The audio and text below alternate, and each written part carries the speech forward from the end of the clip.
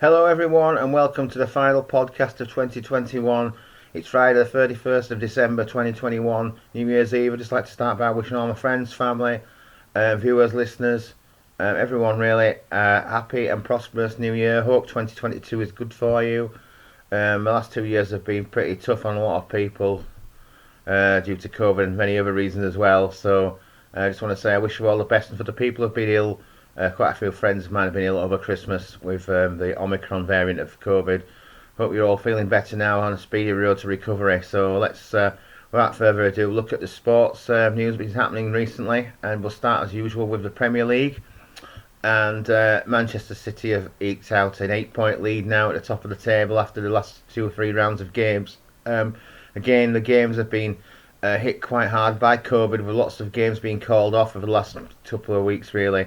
But Manchester City have managed to keep playing, and a couple of days ago they won 1-0 away to Brentford. That 1-0 win at the same time as the slip-ups for Liverpool, who lost 1-0 at Leicester on Tuesday night, and Chelsea were held to a 1-1 draw with a late-headed equaliser by Danny Welbeck of Brighton.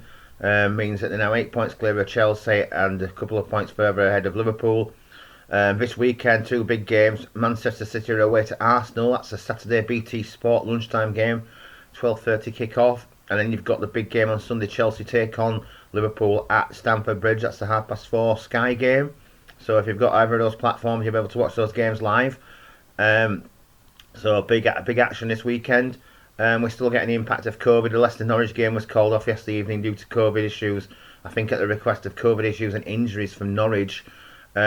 In hindsight, Leicester, although they had a good result against Liverpool, have been nursing lots of injuries themselves, and it seems like Jamie Vardy may be out for up to a month now.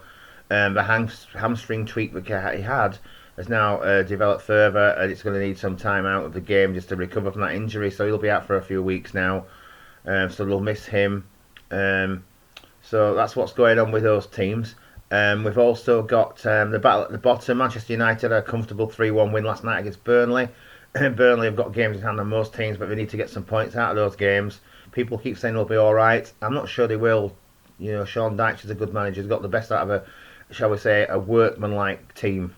Manchester United seem to have picked up under Rangnick, apart from the game at Newcastle the other night, which I thought, although they had most of the possession, I thought they were lucky to get a draw out of that game. I thought Newcastle were the better team. Their game last night at Everton was cancelled again because of COVID and injury issues in the Newcastle camp.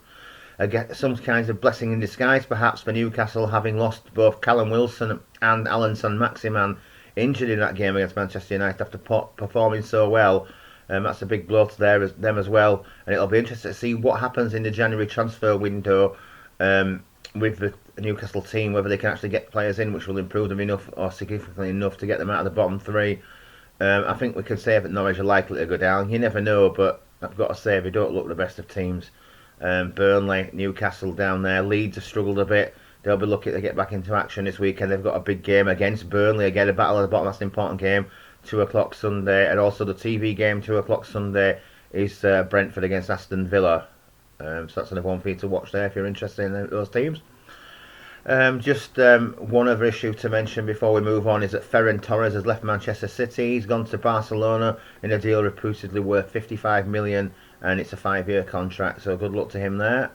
And he never really made an impact. He looked a good player, but never really had the chance to make an impact at Manchester City. Personally, I'd rather seen Gabriel Jesus leave. He's a skillful player, Jesus, but the end product's not as good as what Ferran Torres has got, and he's probably got more potential. But that's Pep's decision quite clearly, and it's not like we're struggling for players, is it?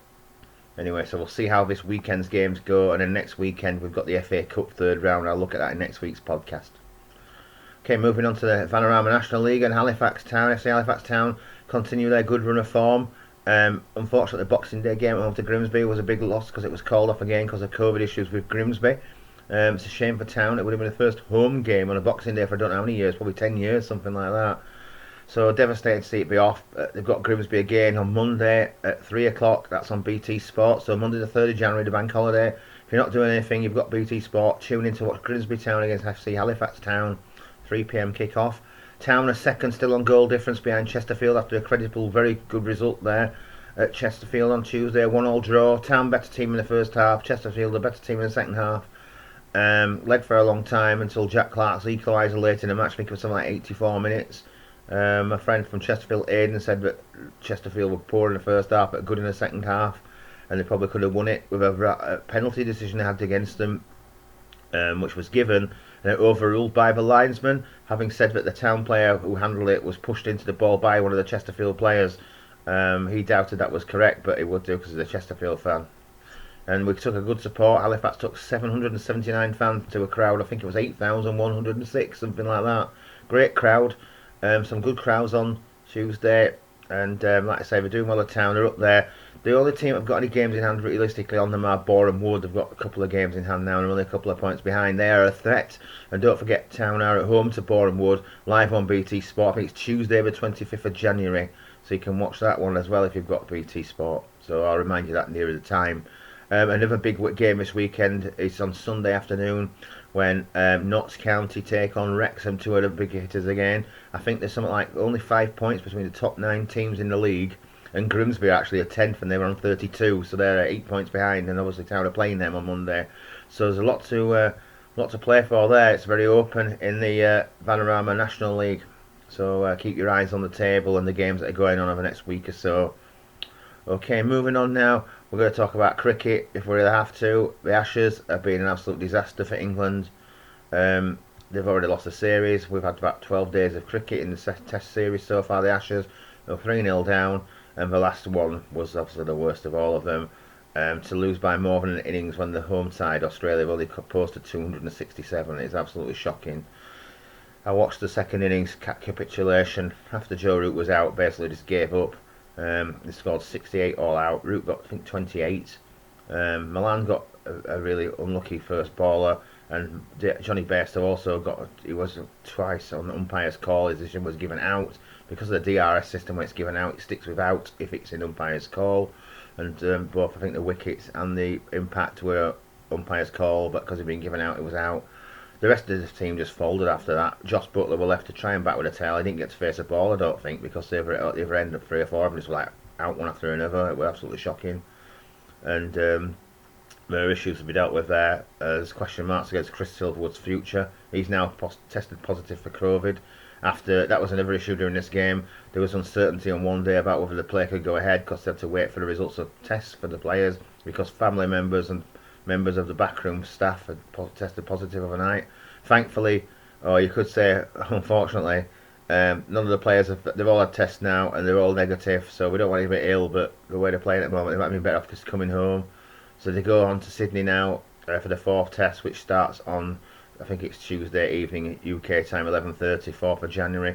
Let's hope it's not another hammering. Joe Root must be doubting whether he should carry on as captain. Haven't got anybody who can replace him. That's a discussion for another day. But it's gone very badly for England, and there's something about this before it started. I had a feeling that it wasn't going to go well, partly because of the quality of the players, but also because of the circumstances of whether they were going to be going or not, because of the COVID and the situation in Australia with COVID and restrictions and movements. And it just seems that the players weren't ready for it. So their warm-up games got cancelled apart from about 1 day's play. So it's been nothing but a catalogue of problems really for them. It's all been against them. And when you've not got the strongest of sides, Ricky Ponting claims this is probably the worst English touring side they've had ever. Whether that's true or not, I'm not sure. I don't know if you've got any views on that, let me know below in the comments. But you can't be far off, to be fair. It looks like we've gone back to the bad old days of the 90s. I hope we haven't, but something needs to be done radically about the red ball game in this country. But like I say, that's for another day, that conversation. Elsewhere, India beat South Africa in the first test out of 3 in their series in South Africa by 113 runs. The major talking point coming out of that game is the fact that Quinton de Kock has decided to retire from Test cricket with immediate effect after this game. Whether it goes back to anything to do with the refusing to take the knee in the World Cup, I'm not sure, although he has said he's still available for the limited overs games, so it may well not be the case. But the second test in that series starts at 8 o'clock on Monday morning, the 3rd of January, and South Africa will be looking to get level or at least make sure we don't lose the series on the second test. So we'll keep an eye on that, and we should have a result or be close to a result when we do next week's podcast as well. So we'll keep an eye on that one. Okay, moving now on to NFL. And before we talk about the actual games, I think the first thing to talk about this week is the sad passing of legendary Oakland Raiders coach and commentator John Madden. Many casual NFL supporters will be aware of John Madden through the series of video games, Madden NFL games that you probably played as a teenager or when you were a little bit younger, actually. I don't really know a lot about NFL, but I do know who John Madden is. So he's 85, he passed away in the last few days, so rest in peace, John, and I'm sure you'll be well remembered by everybody involved in NFL circles. Looking ahead to the games now coming up this weekend and what's been going on, we're heading into week 17 now, which is the penultimate week of a regular weekly round of games. In the AFC, the teams performing best at the moment are the Dolphins, have won 7 in a row. They beat the Saints on the Monday Night Football by 20 points to 3. They've won 7 in a row now. The Chiefs are on a really good run. They've won 8 in a row. And then we've got the Jaguars, who have lost 7 in a row, and they're really struggling. They've won 2-13 so far this season. A very poor season again. The Jags always seem to be a bit of a, I'll say laughing stock, that's harsh, but they're not a very good team, and they seem to struggle a lot of seasons in recent times.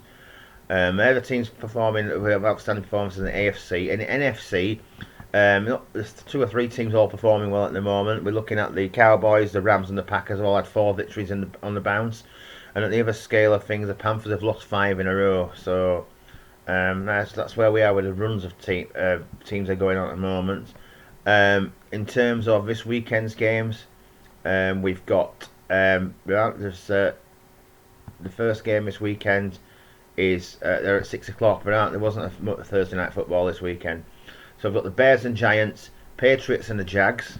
Patriots lost the last 2, but they should easily, beat the Jags, you'd have thought. Jets and Buccaneers, Ravens and Rams, Bills and Falcons, Bengals take on the Chiefs. That could be interesting. The Chiefs on this good run at the moment. Colts and the Raiders. Raiders will want to put on a good performance for Madden, no doubt. Titans and Dolphins. The Washington football team against the Eagles. We've got Chargers and Broncos. That's the first of the 5. All those were 6 o'clock kickoffs, by the way, Sunday UK time. The Chargers at 9:05. Then you've also got 9:05 49ers against the Texans, and they've got the 9:25 games, which are Seahawks and Lions, Saints and Panthers, and you've got the Cowboys and the Cardinals. The Sunday night football is Packers against Vikings, and then the Monday night football is the Steelers against the Browns. So, like I say, we've only got one more. This is the penultimate round of regular games. The Cowboys are in a good position at the moment. The Rams and the Cardinals are both in with a good shout as well and making the playoffs. The Packers have got a good record, 12-3. Buccaneers 11-4. We haven't really mentioned them that much this season, but obviously they're defending champions, so they'll be looking to try and retain the crown. And they're all the NFC challenges really. And then back in the AFC, the challenges in the AFC. The Bills and the Patriots are both just about in there with 9 wins and 6 losses. The Chiefs 11 wins, 4 losses now. Bengals 9 wins, 6 losses. They're still an outside chance. Titans 10-5, Colts 9-6. So they're the teams in and around the chance of getting the playoffs. If anybody can give me a bit more of an explanation as to how good the chances are and what they think is the likely lineup for the playoff games, then please feel free to share your opinions in the comments below.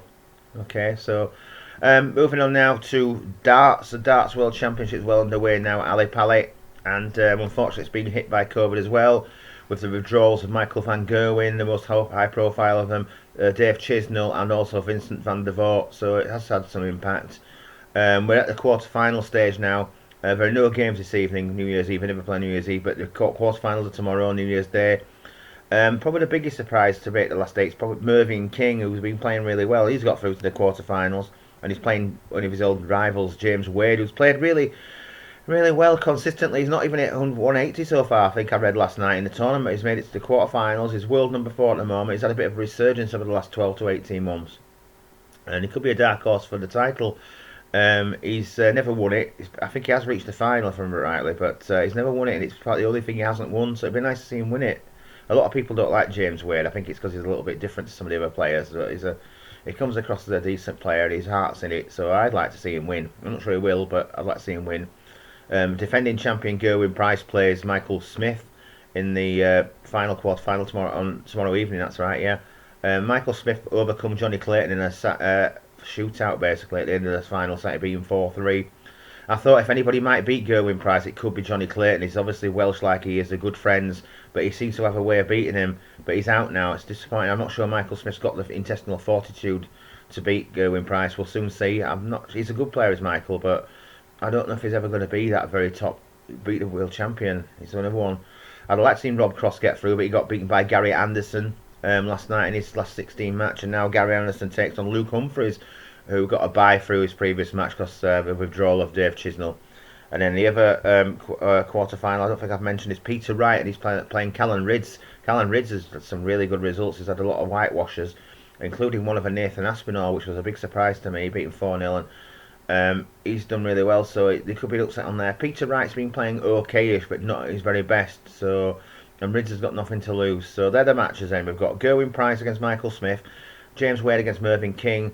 We've got Luke Humphries against Gary Anderson, and we've got Peter Wright against Callan Ridds. They're the 4 quarterfinals, like I said, are tomorrow, New Year's Day. So, the finals on Monday, 8 p.m.